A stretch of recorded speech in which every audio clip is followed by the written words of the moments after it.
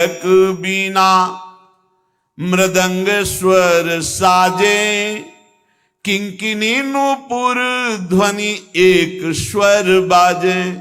जैसे बीणा, मृदंग, हुड़क, रबाब, मुहचंग, ढफ, विविध वाद्य एक साथ बज रहे ताल में, ऐसे ही सबका नृत्य हो रहा है। सबकी नूपुर ध्वनि, किंकिनी ध्वनि, कंकण ध्वनि उसी से मिलके बज रही है। निर्तत सुधंग अंग निज न्यारी न्यारी, गोरी और सांवरी सखी बदी बदीवारी। एक निपुणता भरे हाव भाव लालजू के पक्ष में विराजमान सखियां, सांवली सखियों ने दिखाया, उससे बढ़कर गोरी सखी ने दिखाया। गोरी सखियों से बढ़कर फिर सांवली सखियों, फिर गोरी सखियों ने निर्तत सुधंग अंग निज न्यारी न्यारी, गोरी और सांवरी सखी बदी बदी बारी। जब गोरी सखी एक साथ मिलकर सखियां नृत्य करके भाव आलाप प्रियाजू ने वाह वाह वाह, जब सावरी सखी तो लालजू कहते वाह वाह, अद्भुत रस बरस रहा, संगीत बज रहा, सरस अलग लाग लेती नीरधारी। कोई इतने ऊंचे स्वर से आलाप लेता है कि प्रिया प्रीतम आनंद मगन हो जाते। ओ हो, कोई ऐसा सुधंग नृत्य कर रहा है कि चरण ही नहीं दिखाई दे रहे कि उनका हस्त लाघव, चरण का ऐसा नृत्य कि कब वो पृथ्वी पे पड़ता है, ऐसा नृत्य। वाह वाह, जीती जे है प्यारी तन सखी श्याम हारी। पर नृत्य करते करते जो सुंदर भाव, जो सुंदर नृत्य की आकर्षणमयी वृत्ति, वो गोरी सखियां जीत ली, प्यारीजू के पक्ष की सखियां जीती।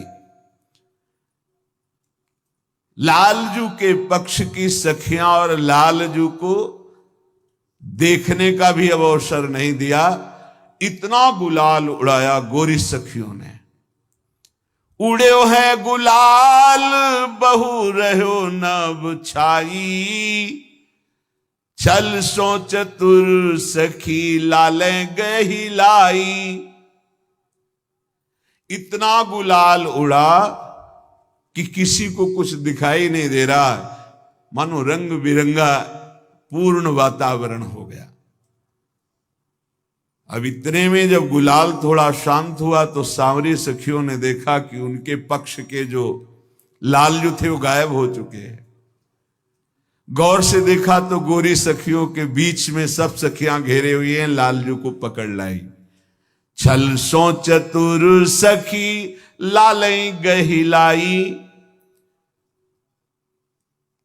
अब जब राजा ही अधीन हो जाए तो सेना को सर झुकाना ही पड़ता है।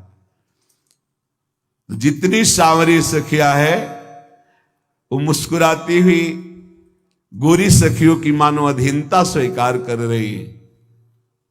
लालजू से सखियों ने कहा हमारी प्रियाजू का पक्ष विजयी हो रहा है, इसलिए आपको ग्रीवा झुकानी पड़ेगी। इनके लिए कौन सी बड़ी बात है। ये तो ऐसे उदार प्रेमी हैं कि कोई थोड़ा भी भजन करे तो उसके चरण चापने में भी इनको संकोच नहीं होता। कहां प्रभु जिनकी चरण रखने की चौकी को ब्रह्मा शिवादि नमस्कार करते हैं, कहां अर्जुन का रथ हाँक रहे। जब इनके स्वभाव और इनके प्रभाव की तरफ देखे तो भजन के सिवा और कुछ अच्छा ही नहीं लगेगा। कहां ऐसे महामहिम प्रभु, कहां अपने भक्त के लिए वामन रूप धारण करके भिक्षा मांगने जा रहे हैं बलि के दरबार में। कहां ऐसे अखिल कोटि ब्रह्मांडों के स्वामी त्रिलोचन जी के यहां अंतर्यामी नौकर बनकर सेवा कर रहे हैं। इनके प्रेम को जान पाना बड़ा कठिन है। प्रीति की रीति रंगीलू ही जाने, यद्यपि सकल लोक चूड़ामणि दीन अपन पो मांगे। आगे आनी ठाढ़े कीने रहे ग्रीवा नाई, देखत लड़ेती ऐसी भांति मुस्काई। ग्रीवा झुका कर लाल जी को गोरी सखियों ने खड़ी किए। हमारे प्राण प्यारे पक्ष के जो प्रिय स्वामी हैं हमारी श्यामाजू विजयी भाई, स्वीकार करो आप हार गए अपने पक्ष के साथ। हारे ही जीत होती है। कैसे जीत होती है? पासा खेल रहे हैं युगल सरकार। अब पासा चलते हैं जब लालजू, तो लाडली जो आंख में आंख मिला देती है, वो विशाल नेत्र प्रेम भरे, तो पासा कहां चलना हो तो भूल गए, तो हर पासा हार जाते हैं। बड़े चतुर शिरोमणि हैं। जब आभूषण बंसी पीतांबर सब हार गए, तो महाराज अब आखिरी दांव क्या है? बड़े प्रवीण हैं, जीतेंगे तो हम ही। कैसे जीतोगे? बोले प्रिया जो आखिरी दांव रखते हैं कि जो हारे तो जीतने वाला उसको आलिंगन प्रदान करेगा, जो हार गया वो सर झुका देगा उसका आलिंगन। सखियों ने विचार किया तो बड़े चतुर शिरोमणि हैं। जो जीत से प्राप्त होना चाहिए वो हार से भी, तो इनकी हार भी जीत है, जीत भी जीत है। रसिया को नारी बनाओ रे, रसिया को श्री जी ने आदेश किया बनाओ, इनको दुल्हन बनाओ। तो बंसी पीत पट छीनी चुनरी उड़ाई। और ये ऐसे हैं, ये जो बनते हैं बहुत जोर का बनते हैं। देखो ना, ये जब वाराह बने तो बड़े जोर के, ऐसा सौंदर्य वाराह भगवान का, नील मेघ कांति देखते ही लुभायमान हो जाए। मत्स्य रूप, कूर्म रूप, नृसिंह रूप, जब जो बनते बिल्कुल वैसे ही बनते हैं। और अगर ये सखी रूप बनते हैं तो ऐसे ही बनते हैं। लाडली जो लुभायमान हो जाती है, ऐसा सुंदर रूप इनका सखी रूप। कैसे भावना में समझ पाओगे?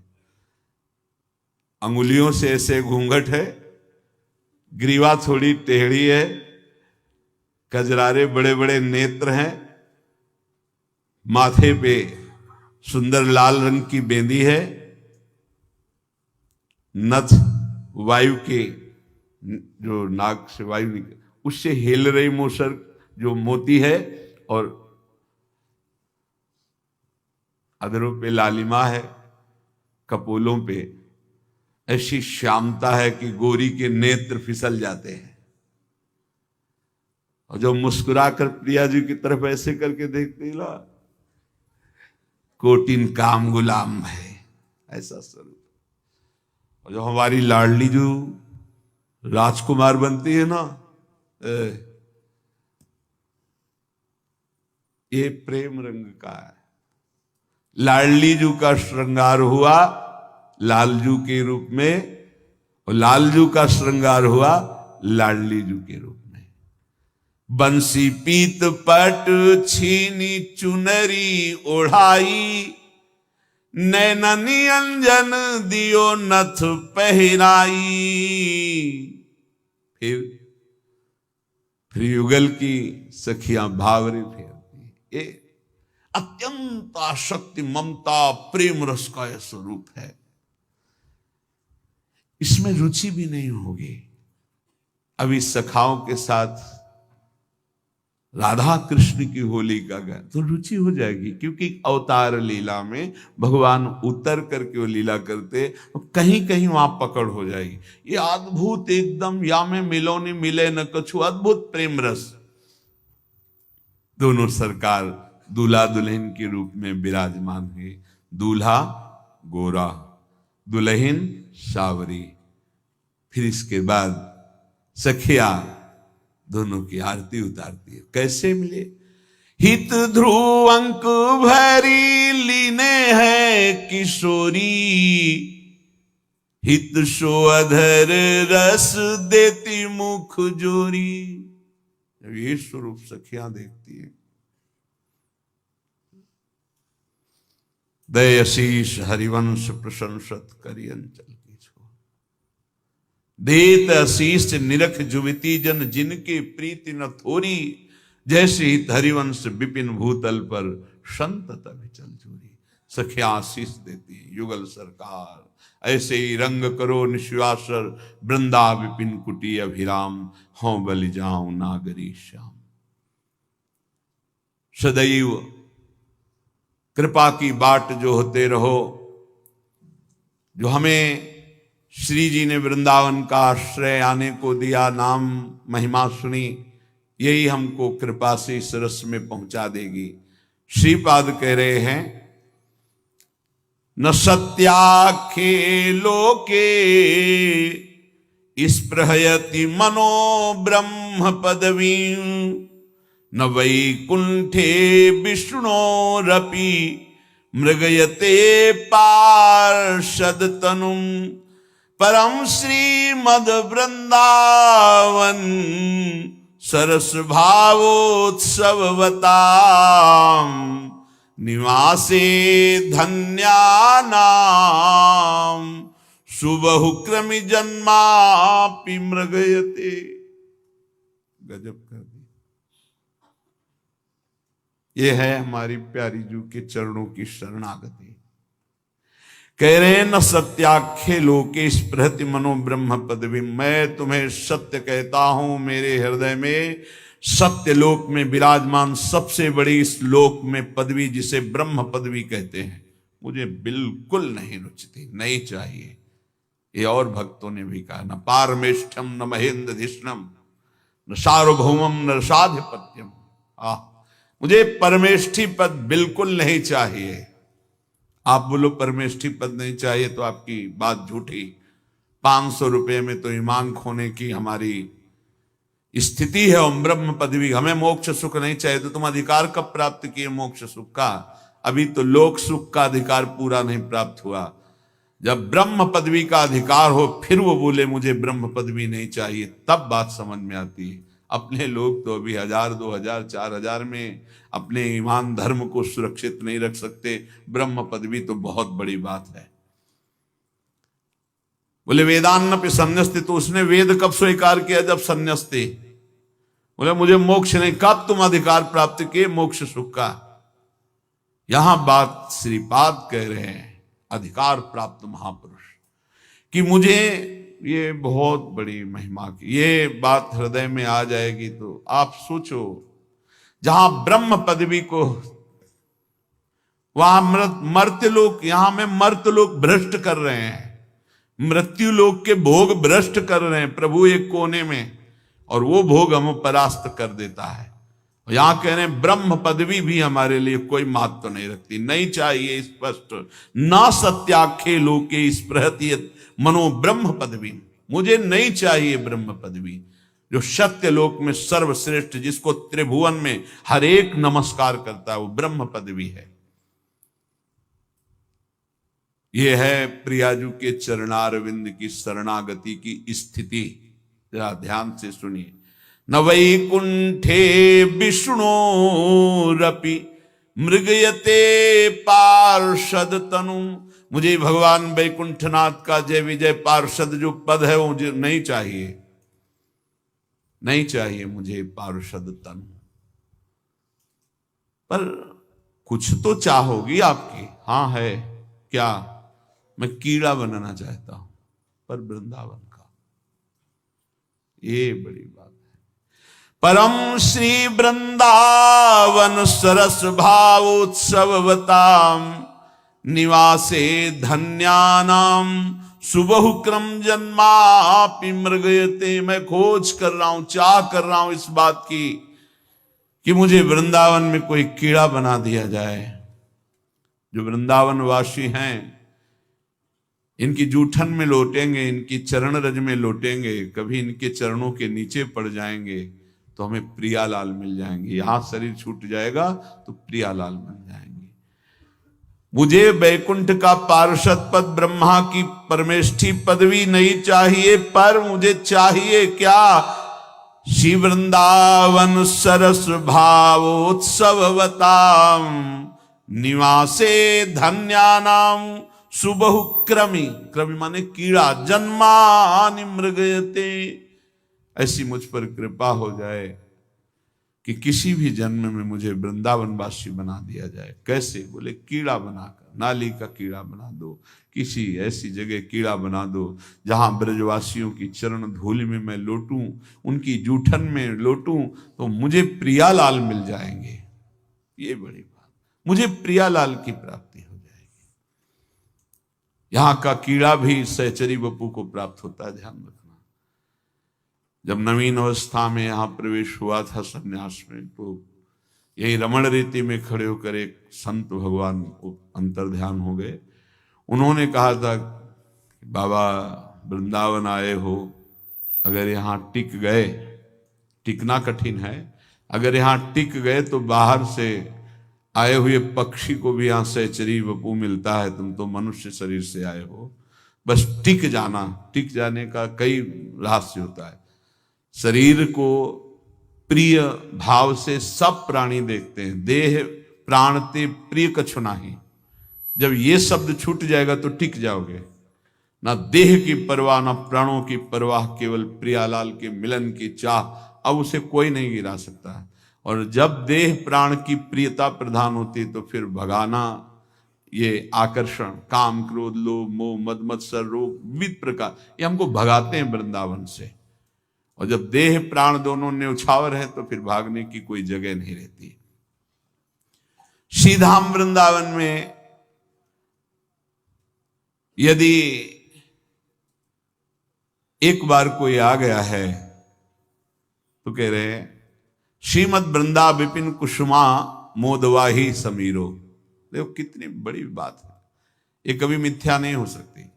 एक बार यमुना जी का स्पर्श करके, वृंदावन की रज का स्पर्श करके, वृंदावन के फूल लताओं का स्पर्श करके, वायु जिसमें राधा नाम समाया हुआ है, आपको सुनाई नहीं दे रहा।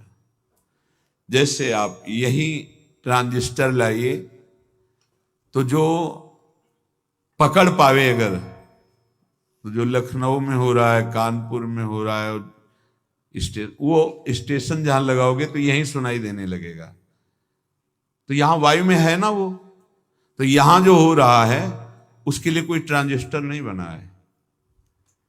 यहां एक एक वायु में, पत्ते में, एक एक कण में राधा राधा राधा राधा।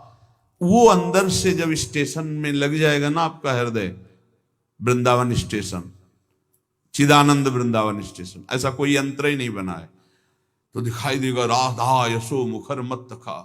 अब आपको कैसे बताएं, दिव्यता है, दिव्यता। यहाँ के पत्ते भी श्री जी की महिमा का गान कर रहे हैं। यहाँ की वायु का कण कण, एक एक कण श्री जी के महामहिम पावर से युक्त है। सद्यो वशीकरण चूर्ण मनंत शक्तिम तम राधिका चरण रेणु मनुष्य।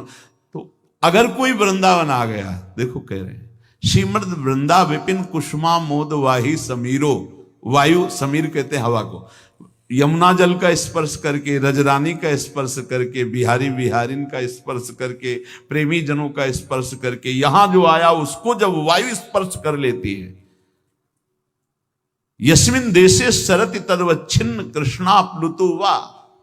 आहा, यमुना का एक जल कण वायु लेकर आई, एक कण रज का लेकर आई, तुम्हारे शरीर को छू गई तो अब तुम्हारी दुर्गति नहीं होगी।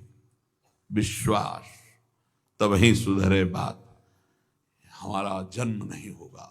हा, वृंदावन की वायु स्पर्श कर ली मुझे, वृंदावन का। दूसरी बात, एक बार भी यहां के वास करने वाले से अपनापन हो गया, अमुक मेरे वृंदावन में है, बस कितना बड़ा संबंध। बोले कौन? बोले वो मेरे हैं, वो अपने हैं। किसी भी संबंध से वो अपने हैं जो वृंदावन में रहते हैं। बार बार उनसे अपनापन, उनका चिंतन, अब आपका जन्म नहीं होगा।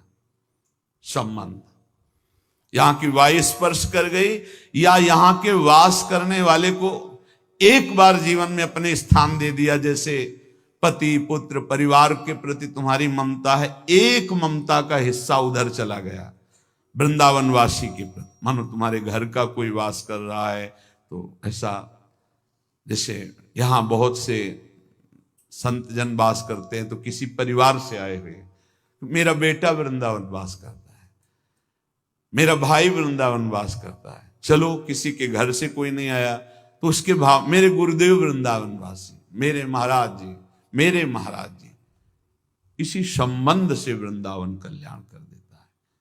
बड़ा निर्वाह संबंध का प्रभु करते हैं। विश्वास करो, आप नहीं जानते हैं हमारे प्रिया प्रीतम के स्वभाव और प्रभाव को। इसलिए लगेगा कि वायु स्पर्श गई तो बोले जन्म नहीं, तुम्हारा नहीं होगा क्योंकि तुम विश्वासहीन हो। अगर विश्वास कर लो तो हो गया काम। अब आपके जीवन का परिवर्तन निश्चित होगा। बोले ये शाम वृंदावन मनुष्यकृत ग्रीवया सन्नतम वा। ग्रीवया माने ये गर्दन। एक बार गर्दन किसी वृंदावन के प्रेमी के सामने झुक गई, किसी पुण्यात्मा की झुकती, पापी की नहीं झुकती। जो महान सौभाग्यशाली होते हैं उनकी झुकती है। लौट गए चरणों में या ग्रीवा झुका दी एक बार। ए शाम वृंदावन मनुष्य सकृत, सकृत माने होता है एक बार प्रणाम कर दिया किसी वृंदावन वासी को, आपका माया में बंधन युक्त जन्म नहीं होगा आपका। कितनी कृपा, कितनी कृपा। हम तो कहते हैं लाखों बार मोक्ष होना होता तो हो जाता, आप केवल इस महिमा को समझिए नहीं। तत्रैव आस्तामं खलु जनिर्हंत तेषाम गृहेपि। क्या होगा उसका? बोले उसका जन्म, अगर वो पूर्ण सुधर नहीं पाया, कोई अपराध कर दिया, तो फिर उसका जन्म यहां ब्रज में होगा। और कई बार कहा है कि अपराध हो गया तो एक जन्म और होगा, यही होगा और आपको परम पद प्राप्त हो जाएगा, प्रभु की प्राप्ति। तो बोले तत्रैव आस्ताम, तत्रैव किसको? जिसको वृंदावन एक बार आया, वृंदावन की धूल, वृंदावन के रजरानी, वृंदावन की वायु स्पर्श हो गई, अगर अपराध बनता रहा तो फिर जन्म यहां होगा वृंदावन की रज में और परम पद को प्राप्त होगा। या वृंदावन के किसी जन से अपनापन किए हुए है और भारी अपराध हुआ तो उसका फिर जन्म यहां ब्रज में होगा। या वृंदावन के किसी एक जन को प्रणाम कर लिया है, अगर चूक हो गई तो फिर जन्म होगा। तत्रैव आस्तामं खलु जनिर्हंत तेषाम गृहेपि। ऐसे घर में जन्म होगा वृंदावन की कि भक्ति का संस्कार और उसी जन्म में वो भगवत प्राप्त हो जाएगा। कृपा के आगे किसी की नहीं चलती, ध्यान रखना। कृपा एक अमोघ वस्तु है। साक्षात मूर्तिमान प्रिया प्रीतम की कृपा ही महाप्रभु चैतन्य देव के रूप में प्रकट हुई। कृपा कैसे परिवर्तन कितने नीच का कर सकती है आप सोच नहीं सकते। जिसको घोर करोड़ों कल्प नरक भोगना निश्चित हो चुका है, ऐसा पापी, वो सीधे भगवत प्राप्त हो जाता है। कृपा का स्वरूप देखो। जो दुष्ट जन होते हैं उनमें कहीं भी लेस नहीं होता, ना भक्ति का, ना नाम जप का, ना धर्म का। लेकिन कृपा ऐसों का परिवर्तन कर देती है। किम दुष्हम नु साधूनाम विदुषाम किम पेक्षितम किम कार्यम कदर्याणाम दुस्त्यजम किम धृतात्मनाम। साधु कौन सी दुख की बात नहीं सह सकता, अर्थात सब दुख सह सकता है। विद्वान पुरुष किसी वस्तु की अपेक्षा नहीं रखता, और नीच पुरुष क्या नहीं कर सकता तुम सोच नहीं सकते, वो सब कुछ कर सकता है। धैर्यवान पुरुष कौन सा कार्य नहीं कर सकता, अर्थात वो कठिन से कठिन कार्य कर सकता है। और भगवान का भक्त सब कुछ त्याग सकता है, प्राण भी त्याग सकता है प्रभु के लिए। नीच पुरुष सब कुछ कर सकता है और भगवान का भक्त सब कुछ त्याग सकता है। अर्थात जो वास्तविक शास्त्र ज्ञानी होता है उसके अंदर कोई कामना नहीं रह जाती है। जो नीच पुरुष होता है वो निंद से निंद कर्म कर सकता है। जो धैर्यवान भक्त होता है वो बड़ी से बड़ी कठिनता को सह जाता है। जो भगवान का प्रेमी होता है वो सर्वस्व का त्याग कर सकता है, देह प्राण सब कुछ। ऐसे ही नीच पुरुषों की ऊपर जब कृपा होती है तब पता चलती कि कृपा किसे कहते हैं। स्वार्थपूर्ण हृदय में हर वृत्ति स्वार्थमयी, वो महानीच हो जाएगा। पर भगवान के जो प्रेमी जन, भक्तजन या भगवान जब अवतरित होते हैं तो उनमें और प्रेमी जनों के अवतार में अंतर होता है। भगवान मार कर तारते हैं ऐसे दुष्टों को, विनाश करते हैं दुष्टों को, और प्रेमी जन के रूप में जब आते हैं तो दुष्टता का विनाश करते हैं, दुष्टों को नहीं। उनकी दुष्टता का विनाश करके उनमें भगवत प्रेम स्थापित करते हैं। प्रायः संसार में स्वार्थ भावना ही है, कुछ भी करेंगे तो पहले स्वार्थ। लेकिन संसार के दुख को मिटाने की बात किसी में नहीं होगी। अगर हम दुख मिटाने की बात करते हैं तो अंदर से अपने सुख की लालसा है कि हम त्यागी वैरागी, ऐसा मेरा सम्मान, मुझे जो चाहिए वो मिले, चाहे मान ही क्यों ना हो, यश क्यों ना हो। लेकिन असली में दुख मिटाने वाले ऐसे नहीं होते। उनको कुछ नहीं चाहिए, केवल तुम्हारा दुख मिट जाए, तुम महान सुख को प्राप्त हो जाओ, एक ही लालसा। वो भगवान का कृपा बपू होते हैं। स्वार्थ में सदा भय बना रहता है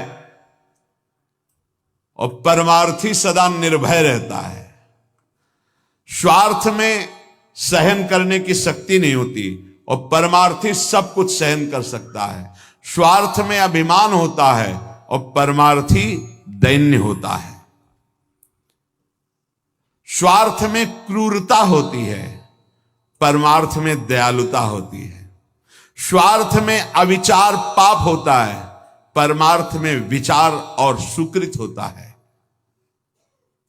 जो महात्मा दयावान, शीलवान, नम्र, सहनशील, सरल, परोपकार, जीव को कैसे सुख मिले ऐसा विधान रचने वाले होते हैं, भगवान के कृपा पात्र। वो भगवान की कृपा का अवतार हैं, भगवान की कृपा का अवतार हैं।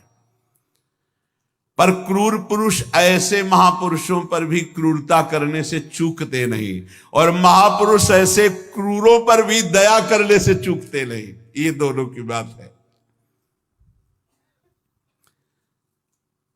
प्रायः सृष्टि में देखा गया है कि दुष्ट जन अपनी दुष्टता से नहीं चूकते और साधु जन अपनी साधुता से नहीं चूकते। एक बार काशी में एक बिच्छू बही जा रही थी तो एक संत भगवान ने देखा कि तैर तो सकती नहीं है, मर जाएगी, ऐसे उठाने की वो डंक मार दिया।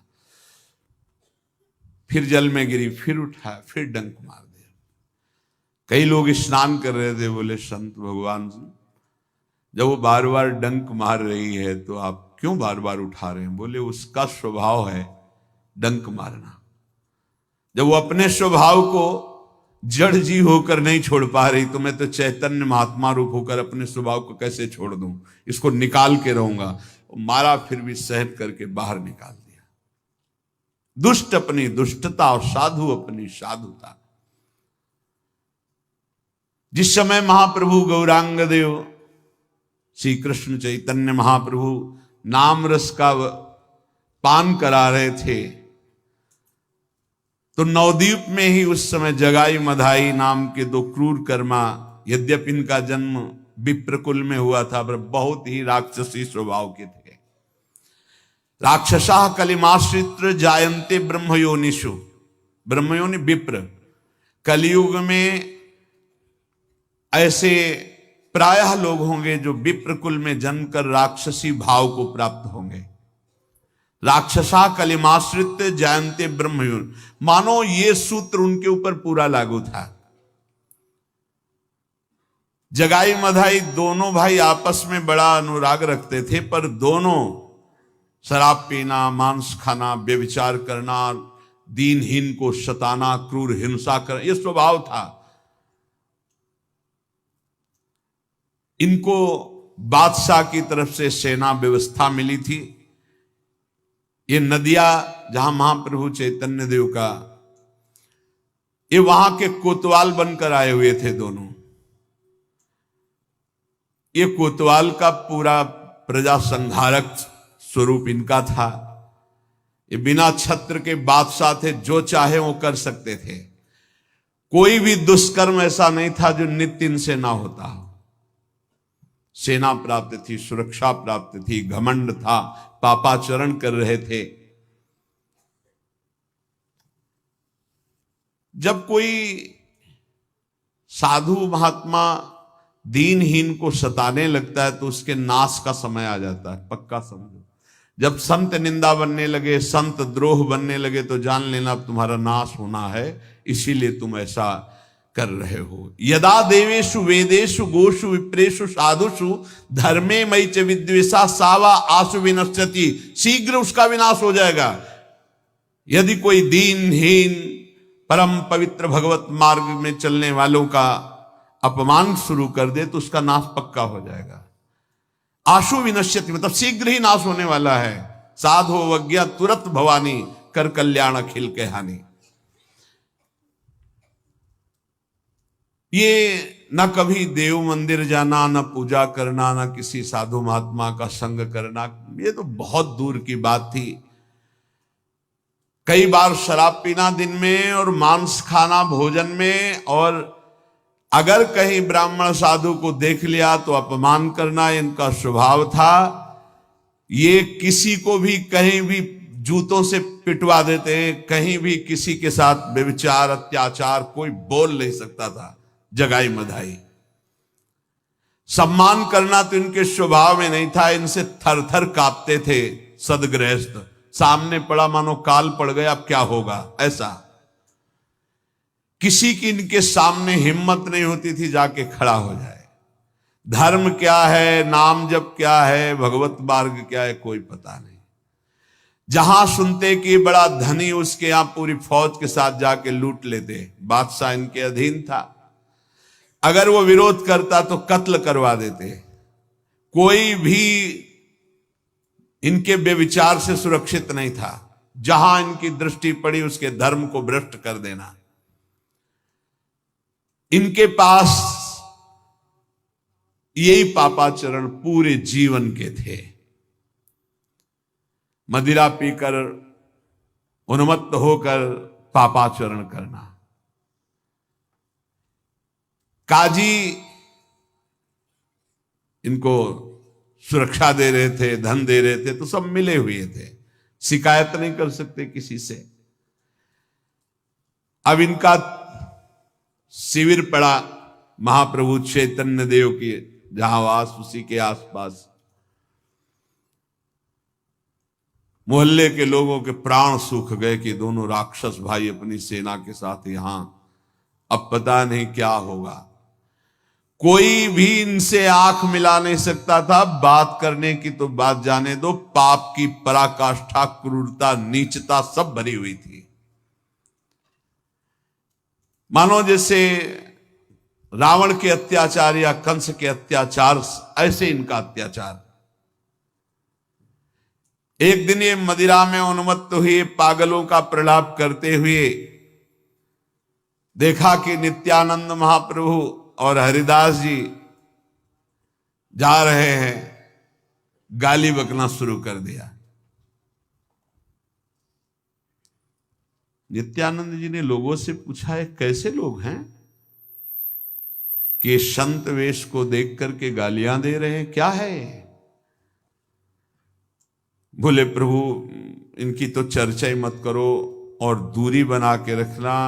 ये किसी सभ्य पुरुष को कभी सम्मान नहीं दे सकते, ये गाली गलौज। प्रभु ये तो को गाली दे के आप दूर जा रहे थे इसलिए वो शांत हो गए, नहीं आपको प्रभु प्रहार भी कर सकते थे।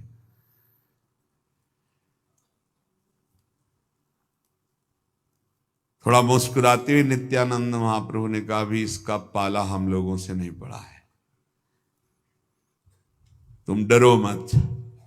बोले प्रभु आप कोई चूक मत कर देना, इनके समीप मत चले जाना, ये पापी यमदूतों के समान हैं। ये कहीं भी मतलब इनके हृदय में दया नहीं है, नम्रता नहीं है। हमें लगता है यमराज से भी उतना डर नहीं लगता जितना समाज को इन पापियों से डर लगता है।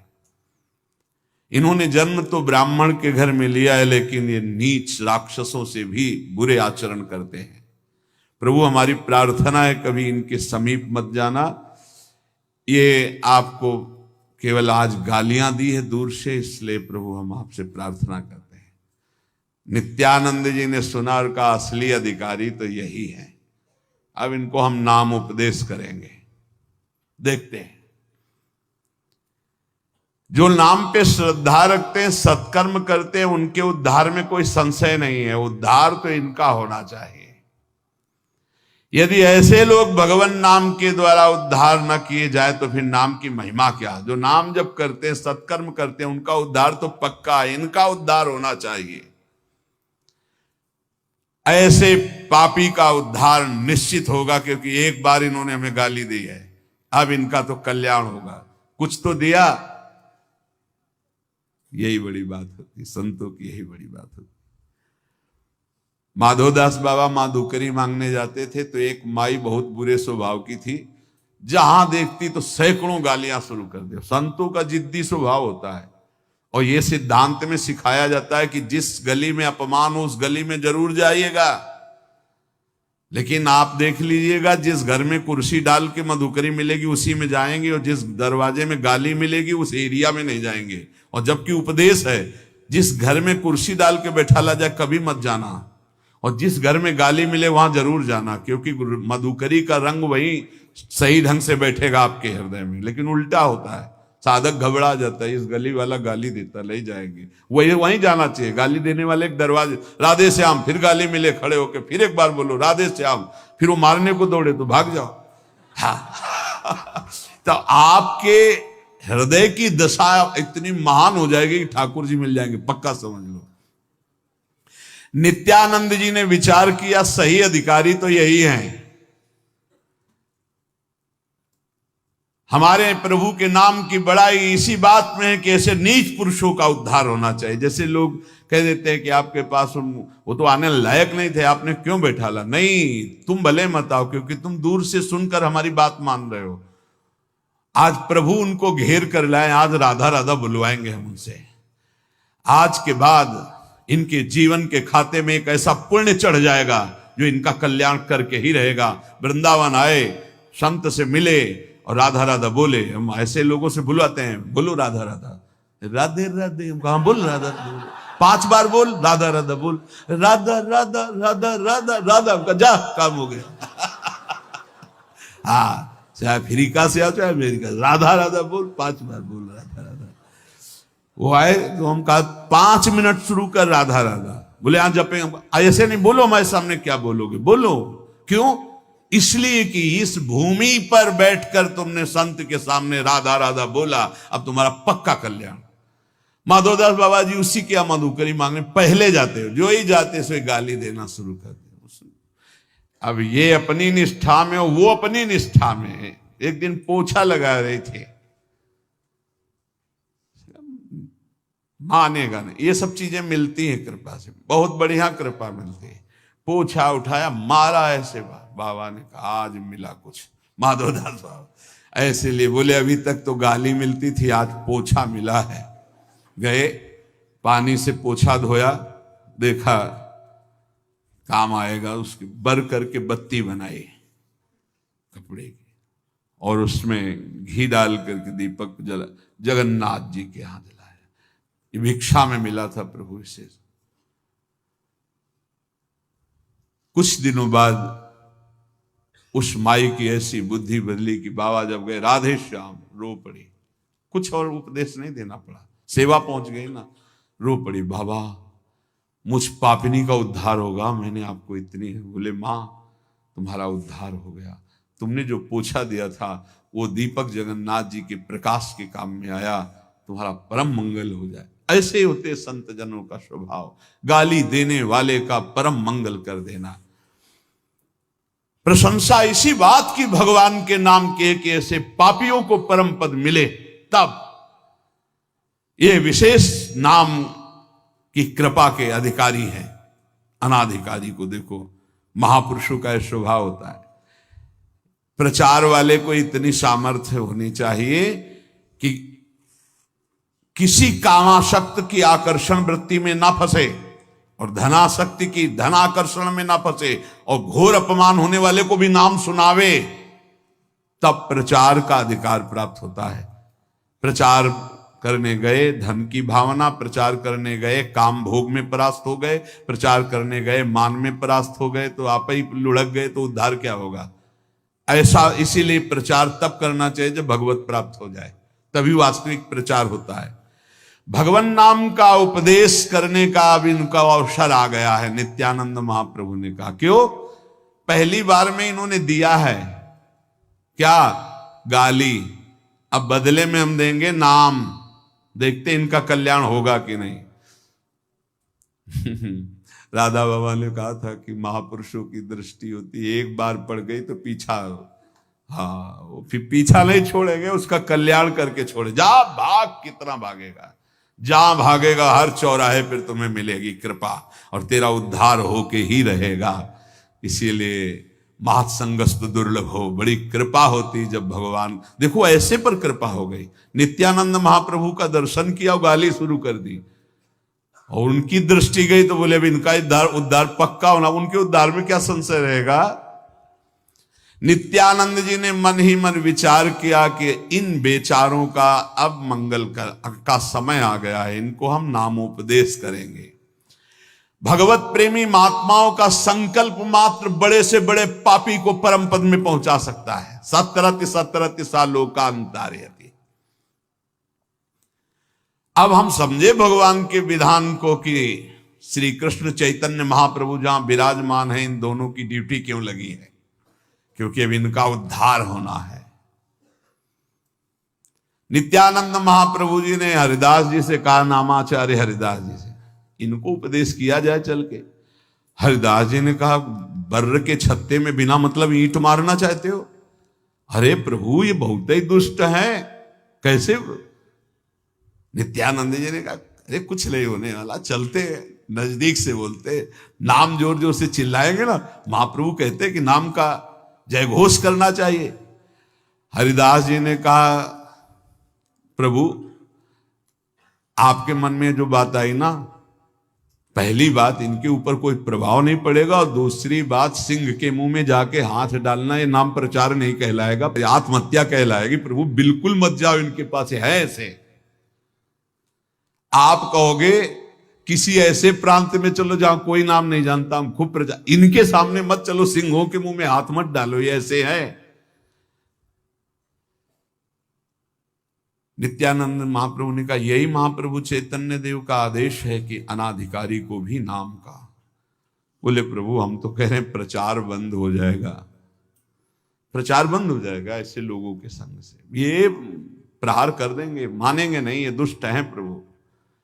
नित्यानंद जी ने कहा, आपकी बात ठीक है, लेकिन महाप्रभु चैतन्य देव का उद्देश्य है कि पात्र अपात्र का ध्यान ना रखकर सबको नाम उपदेश करना चाहिए, चाहे पापी हो चाहे पुण्यात्मा, भगवान का नाम सबको मंगल करने वाला है, इसलिए हमें लगता है इनको उपदेश देना चाहिए। हरिदास जी ने कहा, ठीक है, जब आपको ठान ही लिया है तो ठीक है। प्रभु हमें ऐसा लगता है कभी अचानक सामने पड़ जाए तो नाम उच्चारण करके भाग लेंगे दोनों लोग, वहां जाने की जरूरत क्या है? नित्यानंद जी का देखिए, जो अधिक बीमार होता है डॉक्टर उसके पास जाता है, ये बहुत बीमार है, इनके पास चला जाए। बुद्धिमान वैद्य जो रोग निवारण में प्रवीण होता है, वो बीमार के पास जाकर उसकी औषधि करता है। वो भगवान नाम इनके समीप जाके सुनाना चाहिए। हरिदास जी ने कहा, जैसी इच्छा, चलने को तैयार है। एक एक कदम बहुत संभाल करके चल रहे हैं, दोनों जन अपने हाथ ऐसे पकड़े एक दूसरे की, जहां आया तो भाग पड़ेंगे, क्योंकि पता था वो ऐसे थे। डेरे के नजदीक पहुंचे, बादशाह की फौज मिली हुई थी उनको, आसपास सब सुरक्षा। निर्भीक एक महान बैरागी सन्यासी नित्यानंद महाप्रभु लंगोटी खेल लगाए, बहुत ही अद्भुत स्थिति। और एक नाम की महिमा तो सुनी चुके हैं आप कल इनकी, ठाकुर हरिदास जी, दोनों ऐसे पकड़े हुए, अब बालवत चेष्टा समझो। सैनिकों ने रोका, कहां जा रहे हो? नहीं, हमें अंदर बुलाया गया, उनसे बात करना है। बात करने के ग्रामीण आए ही थे, इसलिए अंदर की तरफ वो दोनों शराब पिए लाल आंख किए बैठे हुए थे। नजदीक गए, क्या चाहते हो?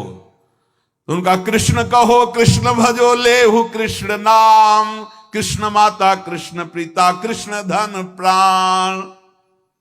हरे कृष्ण कृष्ण कृष्ण हरे हरे, हरे राम राम राम हरे हरे। कीर्तन सुनो। अरे भगाओ इनको, कौन इनको अंदर आने दे। एकदम वो क्रोधित हो गए और उठाया, वहां से मारने को दौड़े। वो तो पहले तैयार थे, कृष्ण कृष्ण कृष्ण, भागे दोनों लोग। पकड़ो इनको, जाने न पाए, इनको बांध लो। बस नित्यानंद महाप्रभु ठाकुर हरिदास जी ने नेत्र मिलाए, भाग लो दोनों, कृष्ण कृष्ण कृष्ण कृष्ण, भागे कह के ऐसे। देखो ये है नाम प्रचार। इनका कल्याण हो गया। अब नाम सुना दिया ना, अब इनका कल्याण हो गया। नित्यानंद महाप्रभु तो सरहरा वदन एकदम, मानो भगवान बलराम जी। ठाकुर हरिदास जी का थोड़ा हफने लगे, बोले प्रभु कितनी दूर निकल आए, कहीं ऐसा तो नहीं पीछे आ रहे। पीछे मुड़ के नित्यानंद जी ने देखा, बाह पकड़ ली, बोले अभी पीछे ही है। घसीटते हुए भागे ठाकुर हरिदास जी को। जगाई मधाई, कुछ दूर दौड़े, फिर नशे में थे इसलिए बैठ गए। अपने पार्षदों को रोका और कहा अब ये कभी दिखाई दे तो इधर आने मत देना, और कहाँ रहते हैं इनको पकड़वा के मंगवाना दिन में। सैनिकों ने कहा हाँ सरकार, दिन में पकड़वा के मंगाएंगे। हरिदास जी हाफ हाफ करके पीछे बोले और नित्यानंद जी से कहा, हम कहा था कि बर्र के छत्ते में काहे को ईंट मारोगे। देखा प्रभु क्या प्रचार हुआ, कुछ फर्क पड़ा उनको। पहली बात तो दौड़ना, दूसरा कलाई इतनी जोर से पकड़े थे कि आपको क्या बताए। नित्यानंद महाप्रभु ने कहा अगर कलाई न पकड़ते तो बराबर भाग भी नहीं पाते। इसलिए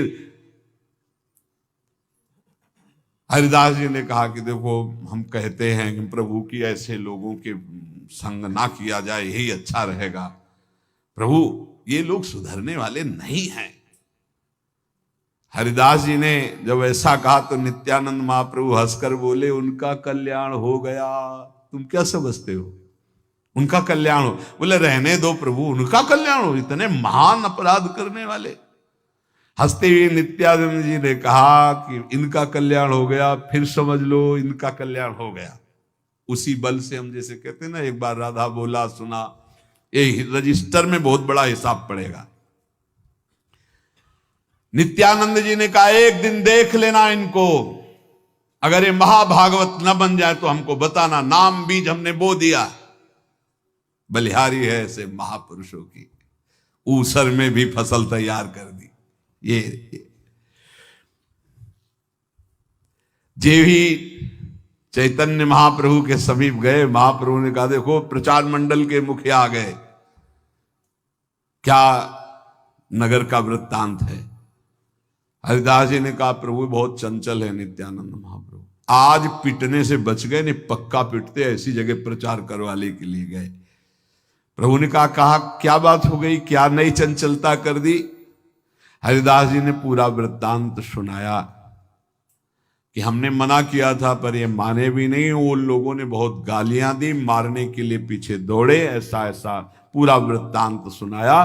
तो बोले प्रभु वो लोग चिल्ला चिल्ला के कह रहे थे इन कीर्तन करने वाले की खैर नहीं, दिन में बंधवा के मंगाना और सबको पीटेंगे। प्रभु मुझे लग रहा है कहीं ऐसा कुछ ना हो।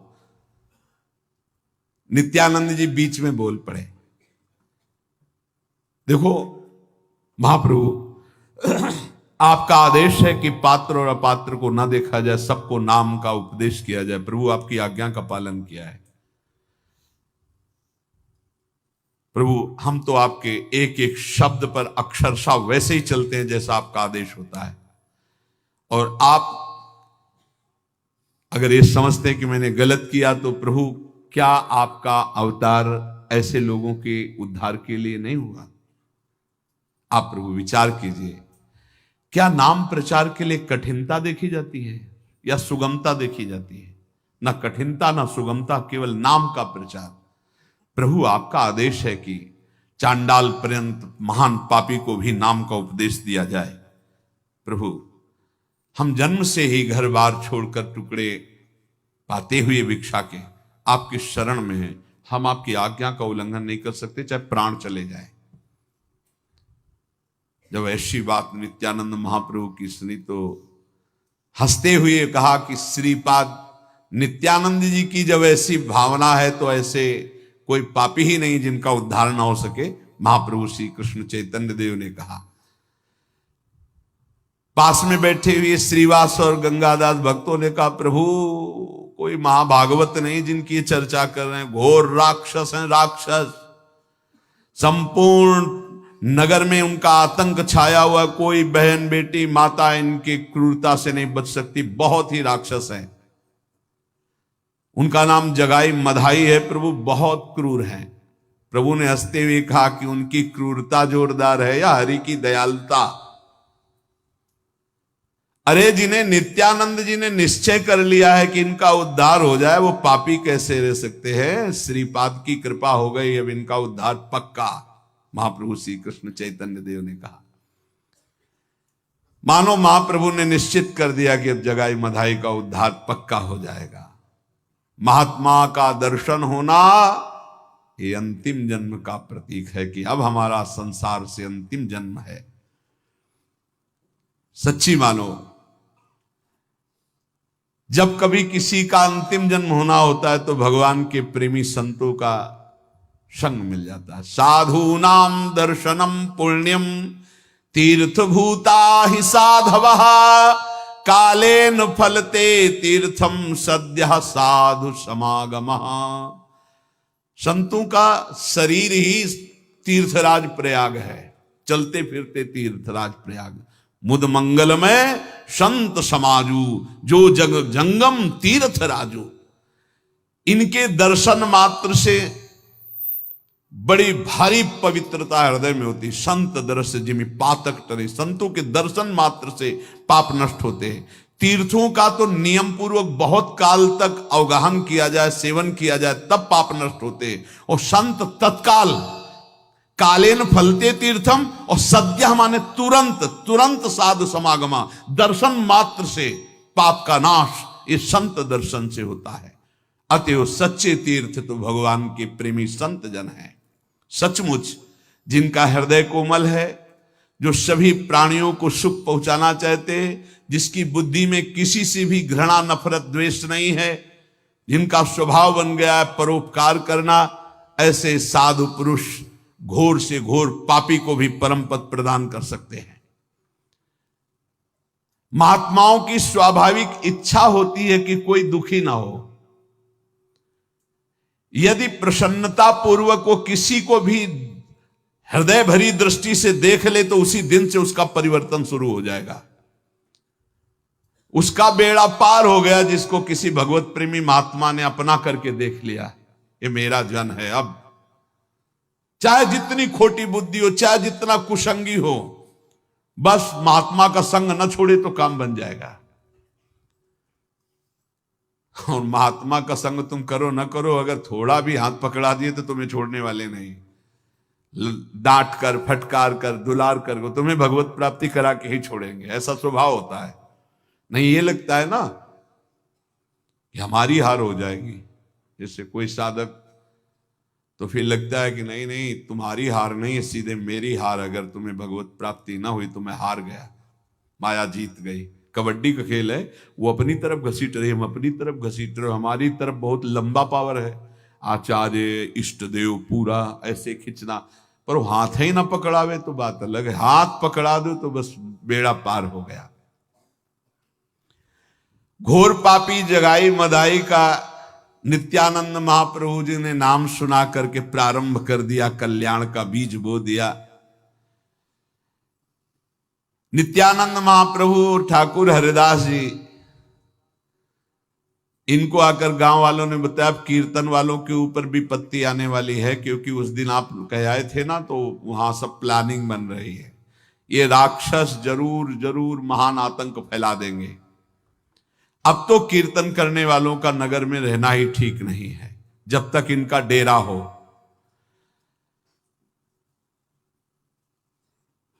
नित्यानंद महाप्रभु ने कहा किसी को कुछ अब डरने की जरूरत नहीं है, ये अनुमान लगाना बंद करो, श्री कृष्ण कृपा से कीर्तनकार सुरक्षित हैं, आज तक कोई हानि नहीं हुई, आगे कैसे हानि हो सकती है। महाप्रभु का घर गंगा जी के समीप था, घाट पर स्नान करने महाप्रभु जाते थे, वहीं समीप में डेरा था जगाई मधाई का। ये दिन में तो सोते थे, रात्रि में राक्षसों की भांत शराब पीकर उन्मत्त घूमते थे, जो मिल जाता वह मार पीट प्रहार खून खच्चर, यही स्वभाव था। रात्रि होते ही शाम से कोई भी अपने घर से बाहर नहीं निकलता था। दिन में ये सोते थे, रात्रि में सब राक्षस की भांति अपने परिकर से पूरे नगर में घूमते थे।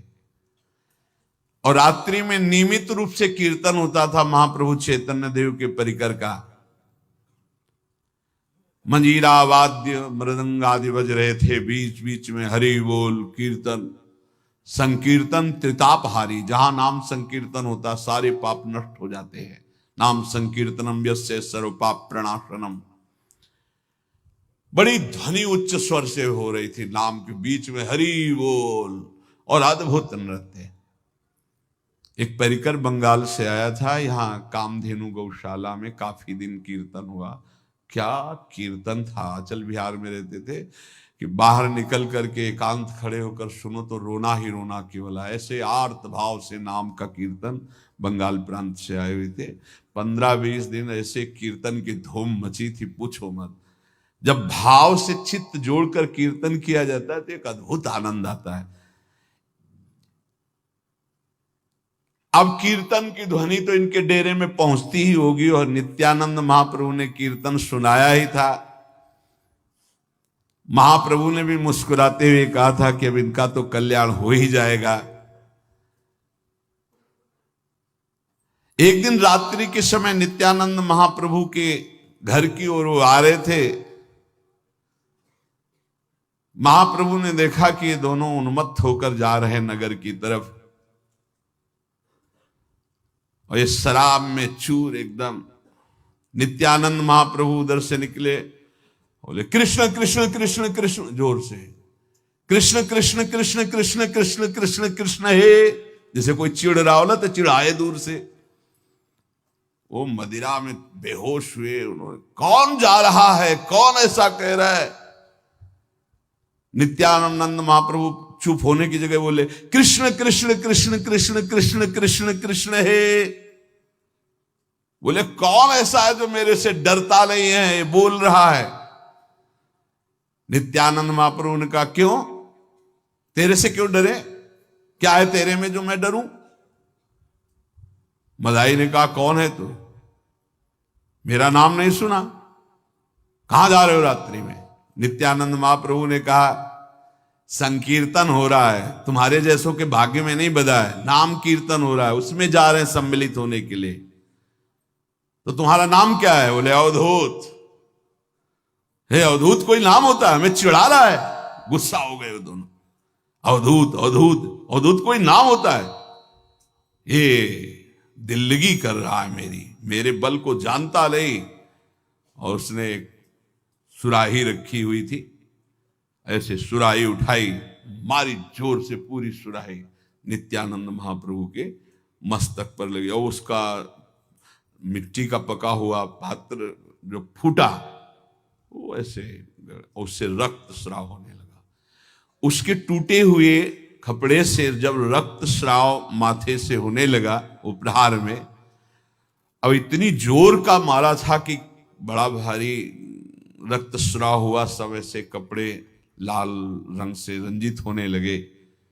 नित्यानंद महाप्रभु उस समय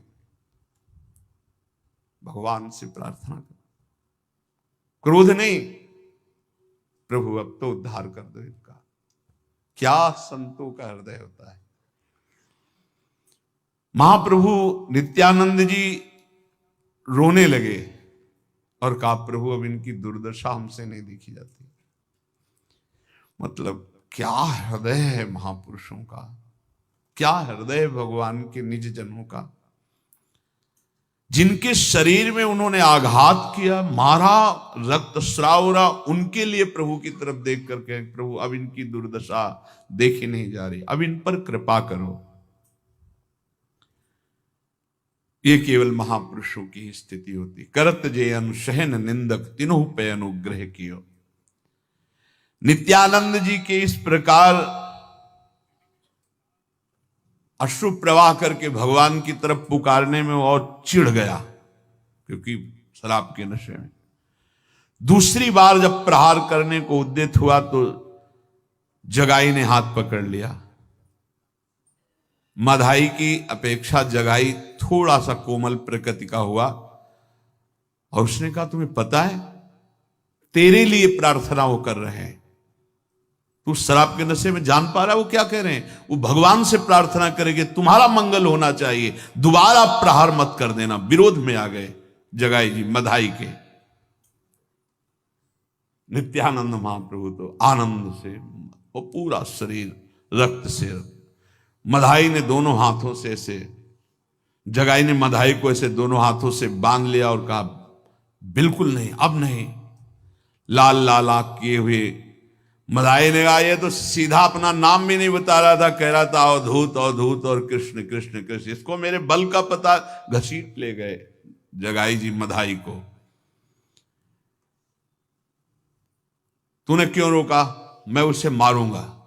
जगाई ने कहा देखो शांत हो जा, वो सन्यासी है, वो ठीक कह रहे थे, उनका सन्यास मार गए तो अवधूत बोल रहे थे। अवधूत का क्या गांव क्या नाव, आप इतना क्यों नाराज हो रहे? देखो सन्यासी जन मांग के खाते हैं, जहां होता है पड़े रहते हैं, अवधूत तो होते ही हैं। बड़ा प्यार देकर शांत किया जाए मधाई को। नित्यानंद महाप्रभु को तो कोई होश ही नहीं था, रक्त स्राव और नाम कीर्तन, रक्त बह बह करके जमीन पर भी जा रहा था। महाप्रभु चैतन्य देव कीर्तन आरंभ करने वाले ही थे, किसी ने दौड़कर आकर कहा महाप्रभु बहुत ही दयनीय दशा हो रही, नित्यानंद महाप्रभु को मधाई ने मारा है। तो चैतन्य महाप्रभु के तो होश उड़ गए, नित्यानंद को मारा? वो तो हमारे प्राण हैं, हमारे प्राण से भी अधिक प्यारे, उनको मारा? नित्यानंद जी के इस दुखद समाचार को सुनकर भाग पड़े महाप्रभु चैतन्य देव। सारे भक्त मंडली उनके पीछे, किसी के गले में ढोल, कोई मंजीर, कोई मृदंग, ऐसे सब करताल लिए हुए भाग पड़े। और नित्यानंद जी आनंद के उद्रेक में नृत्य कर रहे हैं, सारे कपड़े रक्त से भीजे हुए, भूमि में भी रक्त, ऐसे रक्त रंजित देख करके नित्यानंद महाप्रभु को ऐसे हुंकार मारा चैतन्य महाप्रभु ने।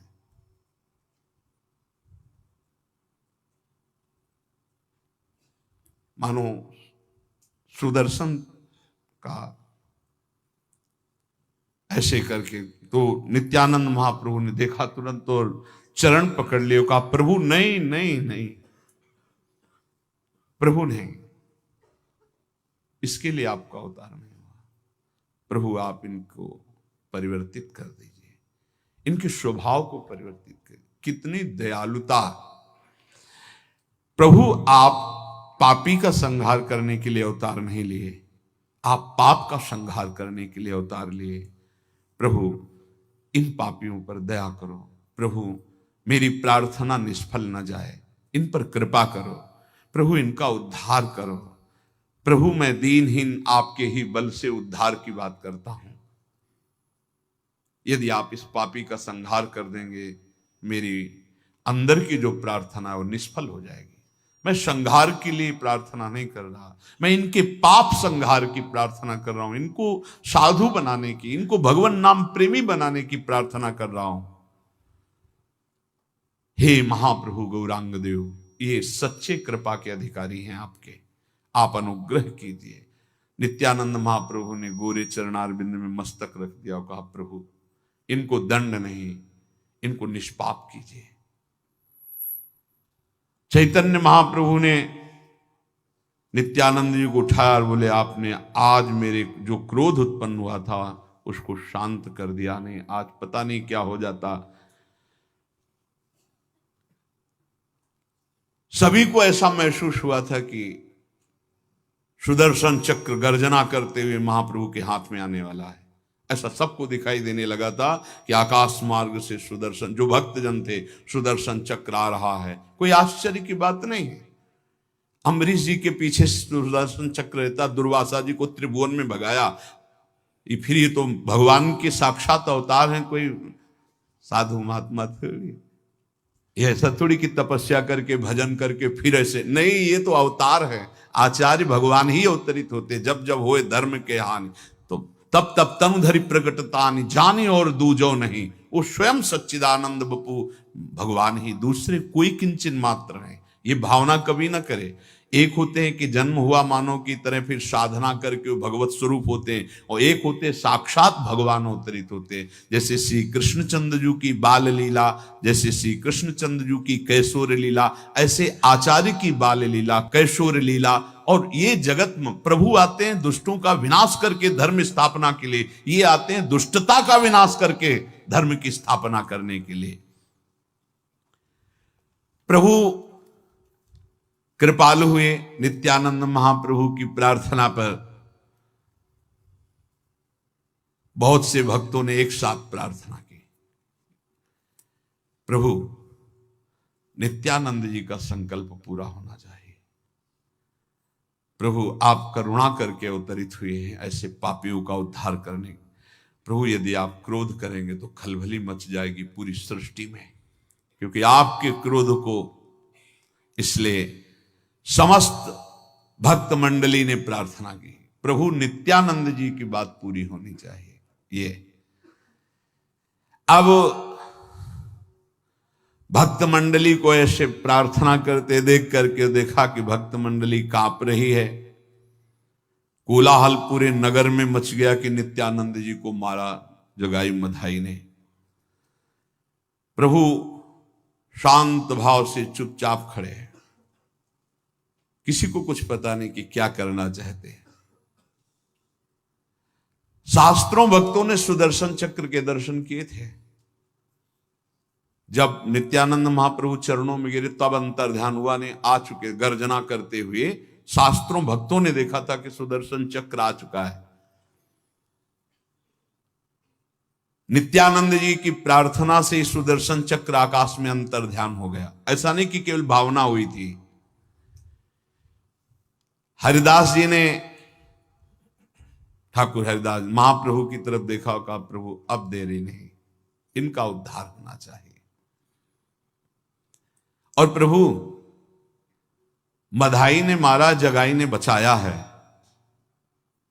मारने का शब्द हट गया, बचा। मेरे नित्यानंद के प्रहार को उन्होंने दोबारा रोका, श्रीपाद की रक्षा की, मधाई को ऐसे रोका। प्रभु अब तो कहां है वो, शरीर पुलकित हो गया। दौड़ पड़े, जाके जगाई को गले से लगा लिया।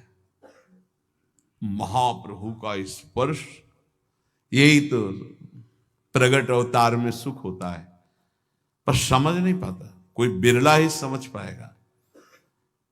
और महाप्रभु ने कहा, तुमने मेरे प्राण प्रिय भाई नित्यानंद की रक्षा की, तुम रक्षक हो, तुमसे बढ़कर मुझे कौन प्यारा हो सकता है।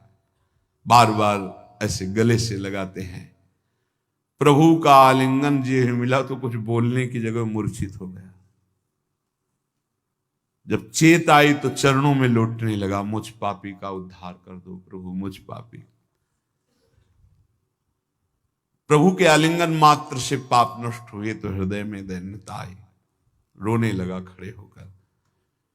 प्रभु यदि हम पर प्रसन्न हो तो हमारे भाई मधाई पर भी प्रसन्न हो, उसके अपराध को क्षमा करो प्रभु, करुणा करो। अब तो मधाई कांपने लगा, बार बार अंदर जलन पैदा हो गई कि मैंने ऐसे महापुरुषों पर प्रहार किया। बस सोचते सोचते एकदम गिरा और चैतन्य महाप्रभु के चरण पकड़ लियो। कहा, प्रभु कोई हम में इनमें कमी नहीं, जैसा मैं पापी हूं ऐसा ही पापी रहे। जब इन पर कृपा हो गई तो प्रभु मुझ पर भी कृपा करो। मैं माना कि प्रहार किया है तो प्रभु आप जो चाहो दंड दो, पर कृपा करो। दोनों भाई बार बार चरणों में लौटते हैं, हाथ जोड़ते हैं। ये नाम का प्रभाव, संपूर्ण शरीर धूल दूषित हो रहा है, बार बार खड़े होते हैं, बार बार लौटते। अब पूरा नगर अवाक है कि ये राक्षस ऐसे क्रूर हिंसक और ये दशा, ये तो केवल महाप्रभु चैतन्य देव की कृपा का स्वरूप है। महाप्रभु ने बड़े रोष में भरकर कहा कि मधाई मैं तुम्हें कभी क्षमा नहीं कर सकता, क्योंकि तुमने नित्यानंद महाप्रभु के ऊपर प्रहार किया है। यदि वे क्षमा कर दे तो मैं क्षमा कर दूंगा, अन्यथा नहीं। ऐसी बात सुनते ही मधाई भागा और नित्यानंद महाप्रभु के चरणों में फूटकर रोने लगा और कहा मुझ पापी को क्षमा। उन्होंने कहा भैया मैंने तो माना ही नहीं कि आपने अपराध किया है। अब वो चिल्ला चिल्ला के इतनी जोर से मधाई रोने लगा। महाप्रभु ने, नित्यानंद महाप्रभु ने ऐसे गले से लगाया और कहा भाई पुचकार ने, भाई मैंने माना ही नहीं कि तुमने ये हृदय केवल भगवान और भगवान के निज स्वरूपों में होता है, या तन्मय जो हो गए भगवान में ऐसा होता है, अन्यथा नहीं। नित्यानंद महाप्रभु ने इशारा किया कि फिर भागा, चैतन्य महाप्रभु के चरणों में गिरा। अब चैतन्य महाप्रभु ने नित्यानंद जी का इशारा समझकर मधाई को भी हृदय से लगा लिया। श्रीपाद तुमने इस जगाई मधाई का उद्धार कर दिया। महाप्रभु कह रहे हैं आज मैं इनको अभय प्रदान करता हूं, कोई भी पाप कोई भी ताप आज के बाद इन जगाई मधाई को स्पर्श नहीं करेगा। अब आप विचार करके जरा देखिए क्या है, कैसी कृपा होती है। नित्यानंद महाप्रभु ने कहा प्रभु ये तो आपका प्रताप है और ये आपका स्वभाव है कि सदैव करते आप हैं और श्रेय देते हैं अपने जनों को। करें करावें आप सब जने बढ़ाई दे, पतित पावन गौरांग देव, ये आपकी ही सामर्थ्य है, ये निमित्त मात्र आपने मुझे बनाया है। महाप्रभु ने दोनों भाइयों को ऐसे अंक में, आज मैं तुम्हें समस्त पुण्य प्रदान करता हूं और आज से तुम्हें महाभागवत पदवी दूंगा। ये अब तुम्हें कोई पापी नहीं कह पाएगा, तुम हमारे अंतरंग हो गए। आज से तुम पूर्ण पाप रहित हो गए। जगाई मधाई फिर चरणों में गिर रहे। अब तो हृदय एकदम निर्मल होता चला जा रहा है। पैर पकड़े हुए माथा बार बार रगड़ रहे, प्रभु प्रभु करुणा में। मंत्र मुग्ध की भांति पूरा नदिया नगर एकत्रित हो गया। ये क्या ऐसे राक्षसी स्वभाव के शासन करता नाक रगड़ रहे महाप्रभु चैतन्य देव के चरणों में। अब तो पूरा नगर आनंदित हो रहा है, महाप्रभु का प्रभाव प्रताप और ऐसे नीचों का उद्धार। अब बड़े जोर से कीर्तन हुआ, मृदंग ढप आदि बजते हुए। भगवान का जैसा स्वभाव ऐसे भगवान के प्रेमी जनों का स्वभाव होता है। शक्रदेव प्रपन्नाय तवास्मीति च याचते अभयम सर्वभूतेभ्यो ददाम्ये तद व्रतम मम। भगवान कह रहे कि एक बार जो मेरी शरण में आके बोल दे मैं तेरा, मैं समस्त भूतों से वो अभय प्रदान करके उसे निष्पाप कर देता हूं। महाप्रभु ने कहा कि दोनों चलो गंगा की धारा में खड़े हो। आदेश खड़े, गंगा जल उठाओ, कहो आज तक जीवन में जो पाप किए मैं प्रदान करता हूं। फेंक दिया गंगा जल। कहा प्रभु ऐसा मुझे दंड मिले, मैं पापी हूं, मुझे दंड मिले, बस इतनी कृपा बहुत हो गई। आप शांत हैं, मैं जीवन भर नाम जप करूंगा, आपकी शरण में रहूंगा, लेकिन अपने पाप भोगूंगा, मैं ऐसा नहीं कर सकता। महाप्रभु ने कहा हमारे आदेश का पालन करो। सब भक्तों ने कहा जो महाप्रभु कह रहे कहो। आश्चर्य हो गया। गंगा जल लेकर दोनों भाइयों को संकल्प दिया, आज तक जो जीवन में पाप हुए में महाप्रभु का गौर वदन श्यामल हो गया कुछ क्षण के लिए, इतने पाप थे उनके, पर महाप्रभु ने ऐसे गंगा में खड़े होकर के, ये कौन है, ऐसा ऐसा स्वभाव कहाँ, अस्वभाव को सुने न देखो, पूरा पाप लेकर के जगाए मधाई को महाभागवत बना। अब उनका जीवन ऐसे अश्रुप प्रवाह करते हुए भगवान नाम जप करते हुए और बड़े महान हो गए। भगवान कैसे कृपा करते हैं, भक्तजन कैसे कृपा करते हैं, कुछ भी असंभव नहीं है भगवत प्रेमी महात्मा में और भगवान में अभेद, तस्मित जने भेदा भावात। अगर संत भगवत प्रेमी कृपा कर दें तो घोर पापी भी महात्मा बन जाता है। इसलिए बड़ी कृपा है हम सबके ऊपर। खूब नाम जप कीजिए, नाम के समान केवल नाम है, दूसरा कोई साधन नहीं। जीवन का परम रंग नाम है, प्रार्थना है, होली हो कोई उत्सव हो, क्यों ऐसे जीवन को नष्ट करते हो। ये जितने उत्सव हैं सब भागवतिक हैं, उसका उत्साह आनंद भगवान नाम कीर्तन और पवित्र आहार विहार से। इसलिए जिनके कानों में शब्द पड़ रहे हैं, थोड़ा भी अगर धर्म है, थोड़ी भी सुकृत है, थोड़ा भी भाव है, तो मदिरा पान मत करना कि भाई होली आ रही है, काहे को जीवन को नष्ट करोगे। कोई ऐसा गंदा आचरण नहीं। नाम कीर्तन करो, रंग खेलो, प्रिया प्रीतम का यश गाओ, ऐसे आनंदित होकर त्योहार व्यतीत करो, ऐसे राक्षसी भावों का अंदर ना बीज रोपो कि जो तुम्हारी